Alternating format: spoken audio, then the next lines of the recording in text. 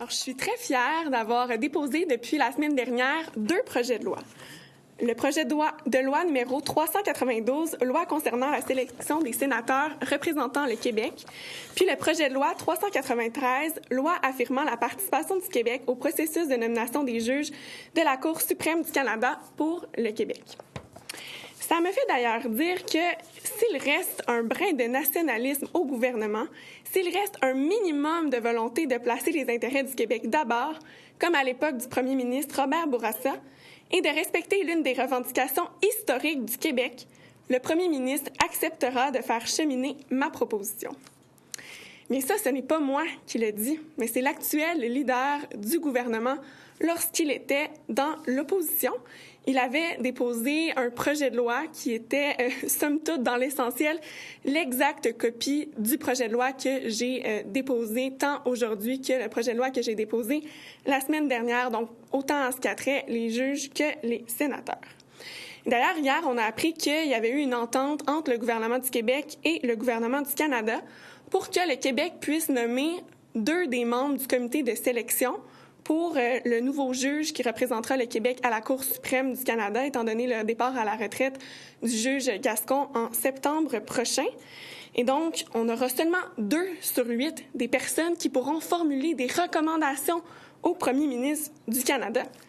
Je vous rappelle que le leader du gouvernement actuel disait lorsqu'il était dans l'opposition que sa propre proposition, ça équivalait à un brin de nationalisme. Alors, est-ce que ça veut dire que la CAQ présentement est en bas d'un brin de nationalisme? C'est manifestement ce qu'on doit en comprendre.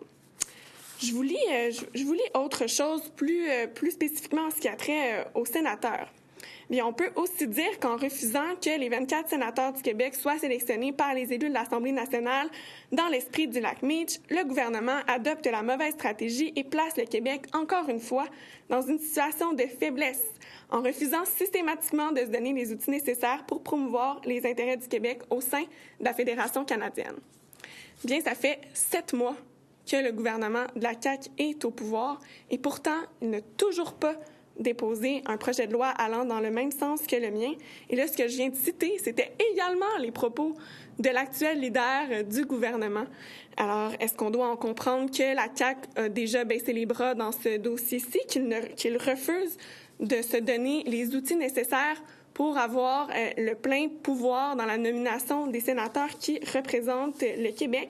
Pourquoi est-ce que le gouvernement n'agit-il pas rapidement? On a entendu la ministre de la Justice, il y a maintenant 2 semaines, dire qu'elle se butait à une fin de non-recevoir du gouvernement du Canada.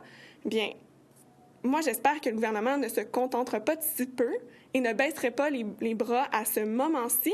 S'ils le font, eh bien ça revient à nier complètement leur engagement nationaliste. Et vous savez, j'entendais le premier ministre hier se complaire de l'entente qu'il était arrivé à obtenir du gouvernement fédéral.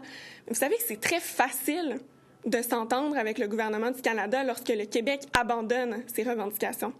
Ce dont on doit s'attendre du gouvernement de la CAQ, c'est qu'il se tienne debout, qu'il fasse appliquer son nouveau projet nationaliste s'il y croit, s'il croit que c'est possible de le réaliser.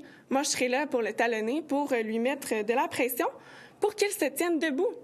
En ce moment, il y a un moment idéal, c'est le contexte parfait pour faire appliquer ces 2 projets de loi. D'abord, le juge Gascon qui va prendre sa retraite le 15 septembre prochain, mais ensuite, au niveau du Sénat, il y a déjà un siège vacant pour le Québec et on prévoit qu'il y a 2 sénateurs qui vont prendre leur retraite d'ici 2020.